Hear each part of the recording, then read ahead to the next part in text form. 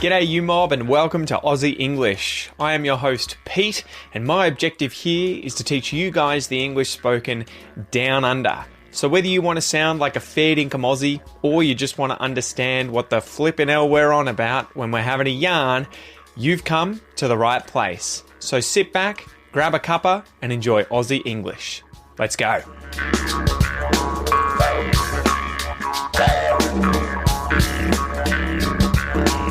G'day you mob, how's it going? Welcome to this episode of Aussie English, the number one place for anyone and everyone wanting to learn Australian English. So guys, man, I have had a first today. A first. I did something for the first time, and that was to make a terrarium. A terrarium. Now you guys will probably know the word aquarium, right? Aqua, rium, aquarium. This is a tank, usually, that you have aquatic organisms living in, right? An aquarium.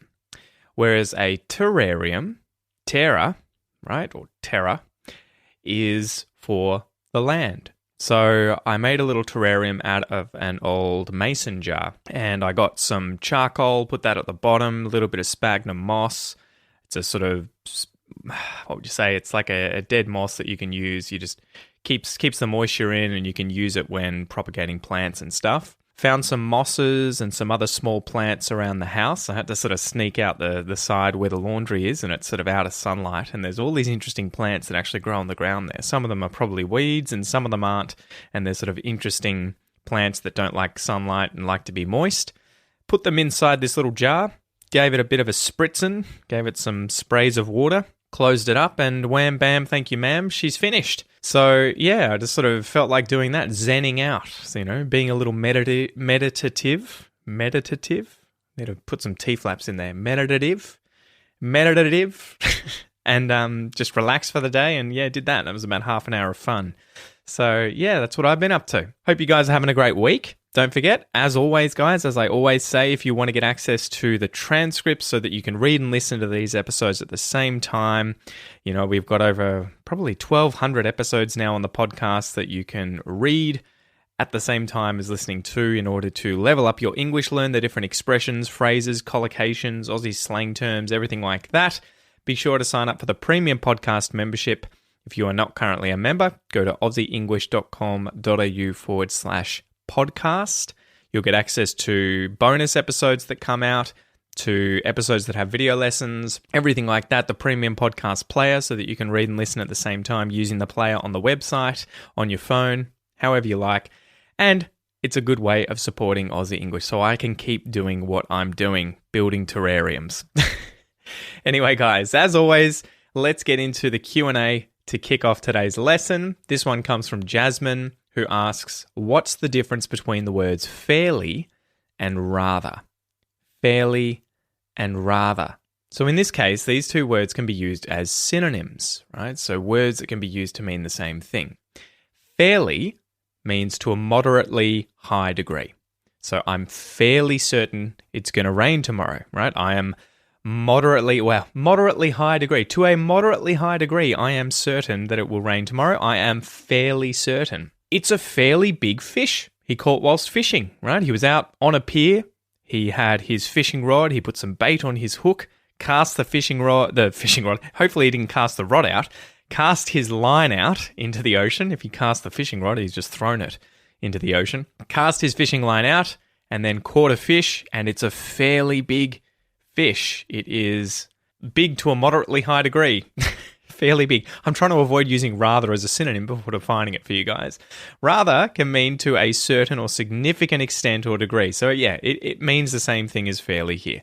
I'm rather certain it's going to rain tomorrow. I'm fairly certain it's going to rain tomorrow. He caught a rather big fish whilst fishing. He caught a fairly big fish whilst fishing. So there you go. The only thing I would mention here is that rather can also be used to show you're preferencing one option over another, right? So I would rather go fishing than go camping. And the construction there is rather something than something else. And it's the same as here. I would prefer something to something else. Okay? Prefer something to something, rather something than something. Be sure you get those, what would you call them? They are prepositions, I guess, that are associated with rather and prefer. Rather something than something, prefer something to something. If you were to say rather something to something, it sounds a bit weird.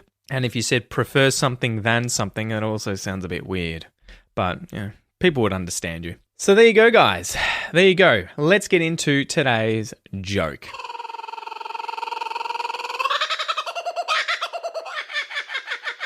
So today's joke, are you ready for this? What's the biggest cause of road rage? What's the biggest cause of road rage? Road rage is when you get angry as a driver, right? You rage, you go into a rage, you rage up at someone to get angry at someone. Someone cuts you off and you rage up. That is road rage. So what's the biggest cause of road rage? Crossroads. Crossroads, right? So a crossroad is an intersection of two or more roads, right? It is where two roads, at least two roads, cross, right? They cross one another, so that is a crossroad. We can use cross, though, to mean angry, upset, annoyed. I am rather cross. I'm pretty cross. Like, I am really, really angry. I'm really, really cross. So a cross road in this sense, the joke is that we're using cross as a pun. We're using cross to mean angry here, as an angry road. What's the biggest cause of road rage? Crossroads, angry roads, as opposed to crossroads where two roads intersect. Hopefully that makes sense, but yeah. Good old dad jokes. Good old dad jokes. I like these because they're puns, right? The whole point here is to play with words and get you guys thinking about their different meanings and how people can use them in these sorts of simple jokes to be funny, okay? And hopefully you can take these jokes, go away, use them with your English-speaking friends, family, whoever it is, and hopefully put a smile on their face. And if they ask, where did you learn these? Be sure to tell them Aussie English. All right, let's get into today's expression. So today's expression is related to roads, not necessarily crossroads. It is where the rubber meets the road. Where the rubber meets the road. I wonder if you've heard this before. So as usual, let's go through and define the different words in this expression before we then define the expression itself. So, where. Where, this is a place or situation in which something is, right? So this is where I live. This house, I might be pointing at a house. That house is where I live. It is the location that I live at. The place, the situation, the location, that is where we are. But you can use it obviously to not mean a physical location. It could be a situation. This is where we are. Maybe someone says to you, where are you at the moment in this movie you're watching?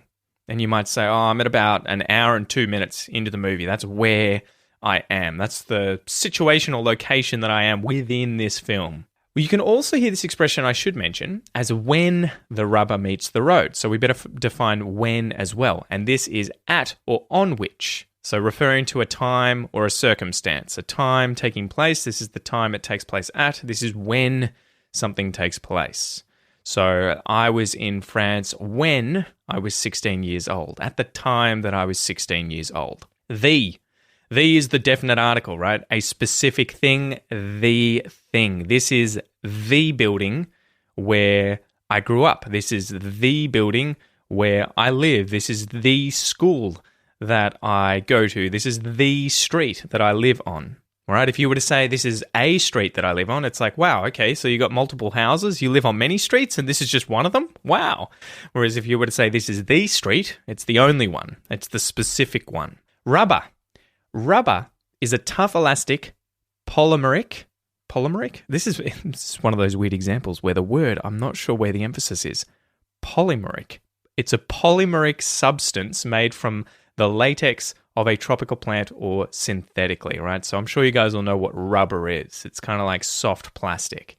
Car tires are made out of rubber. And let me just quickly Google polymeric definition. Type this into Google.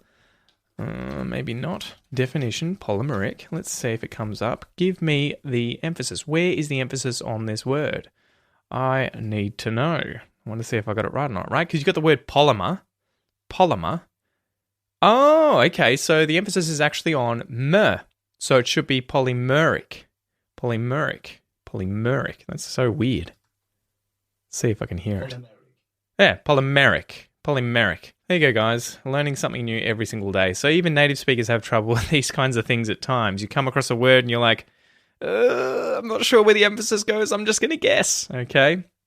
All right. Where were we up to? We did rubber. To meet something. This is to come in contact with something, right? So you can meet someone as in to greet them, say hello to them, come in contact with that person. That's, to meet someone. But you can meet something where you could physically come into contact with it, right? So if you trip over, your body is going to meet the ground, right? Your wrist meets your arm above your hand, right? That's where those two things come into contact. And then lastly, a road. I'm sure you guys all know what a road is. It is something you drive your car on. Cars drive on the road. So, where the rubber meets the road, or when the rubber meets the road, this means when or where the action really begins. When or where you begin the job. When or where you get really serious. It refers to that moment when or where theory becomes reality, okay? This is where the rubber meets the road, where everything begins. The action begins here. This is where it begins. So I looked into the origin of this, and apparently it comes from the 1950s. It originated in the jargon of the advertising business, jargon in which let's get down to where the rubber meets the road meant how much is this going to cost? So I got this from wordhistories.net. But yeah, that's effectively where this originally came from. People would obviously be going to a business, talking about buying something, purchasing something, and if they were to say, all right, let's get down to where the rubber meets the road, I guess you could imagine it like they're talking about a car and they're getting down on their hands and knees looking at where the tires actually touch the road. They were saying, how much is this going to cost? Let's get down to it. So let's go through 3 examples of how I would use the expression where the rubber meets the road. Okay, example number 1. Imagine you're a shipbuilder, someone who builds ships, and you've come across a new concept, a new way of making an amazing yacht, right? And you want to create this and then sail it around the world.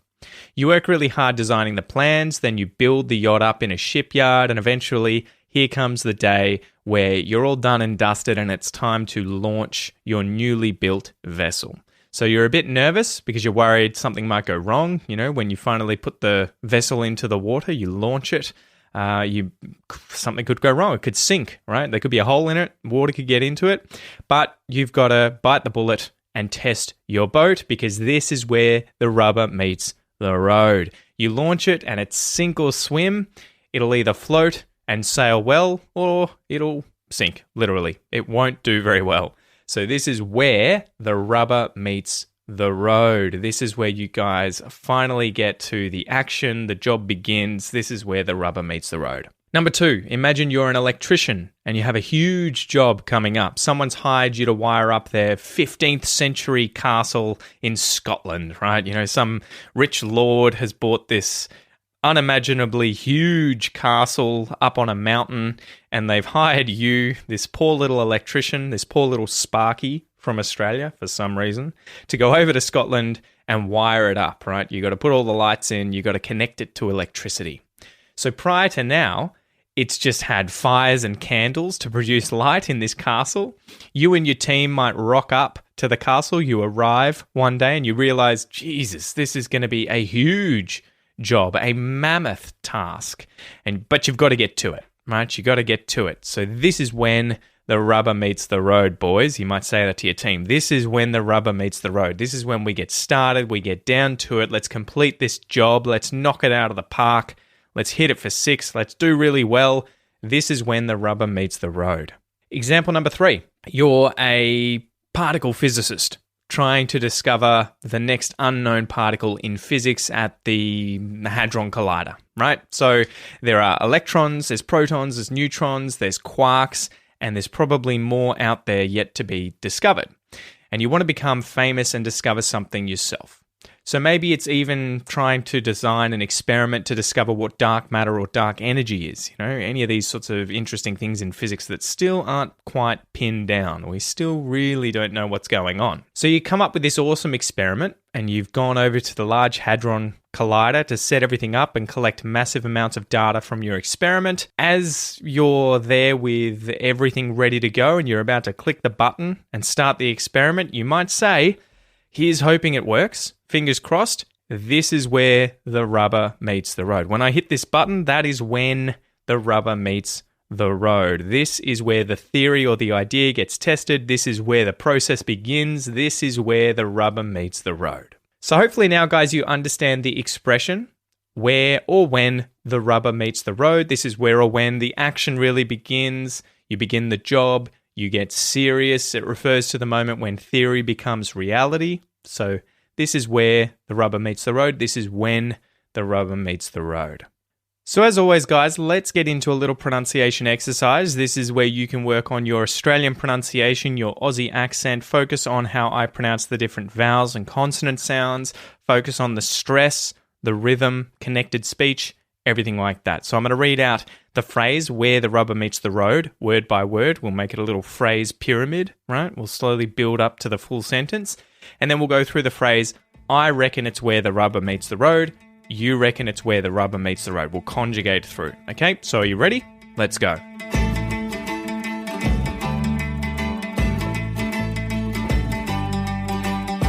Where. Where the. Where the rubber. Where the rubber meets. Where the rubber meets the. Where the rubber meets the road.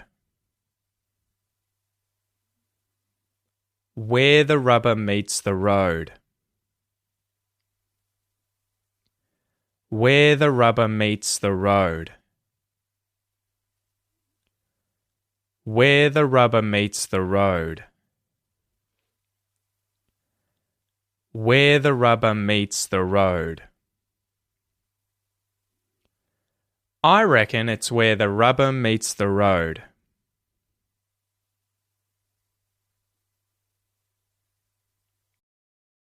You reckon it's where the rubber meets the road.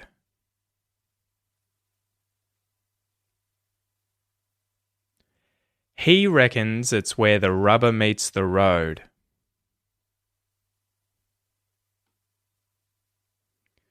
She reckons it's where the rubber meets the road.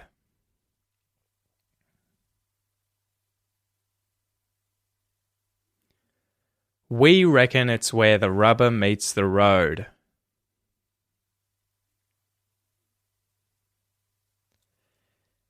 They reckon it's where the rubber meets the road.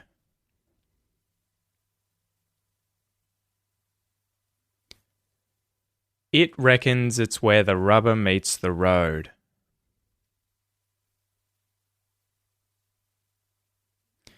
Great job, guys. Great job. So let's talk about stress. In the phrase, where the rubber meets the road, which words do you hear being stressed?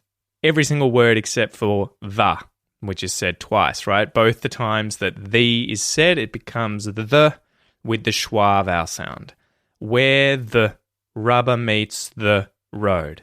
Where the rubber meets the road. Da da da da da da da. Where the rubber meets the road. Good job. And then with the phrases that we were going through, I reckon it's where, you reckon it's where, he reckons it's where. Pretty much the only thing here connected speech-wise that I wanted to talk about was how reckon or reckons links to its. So you'll hear I reckon it's, you reckon it's, we reckon it's, they reckon it's. And then with he, she, and it, we conjugate reckon as reckons.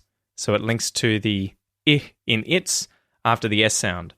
He reckons it's, actually it's a Z sound. He reckons, yeah, it's a Z sound. He reckons it's.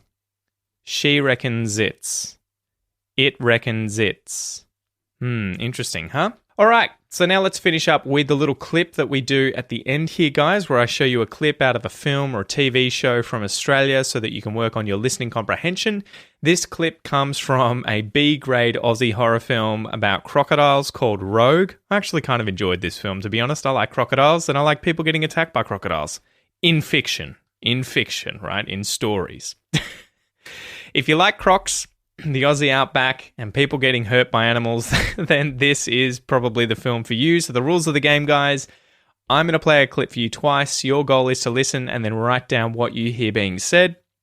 It's a great way to train your listening comprehension. Remember, you'll always be able to check your answer if you download today's free worksheet, which you can get on the website for this, the web page for this episode. Okay, so just search the episode on aussieenglish.com.au. Or if you've got the Premium Podcast membership or Academy membership, you'll be able to look at the transcript for this episode and see the answer as I'm saying it. Okay, so are you ready to go?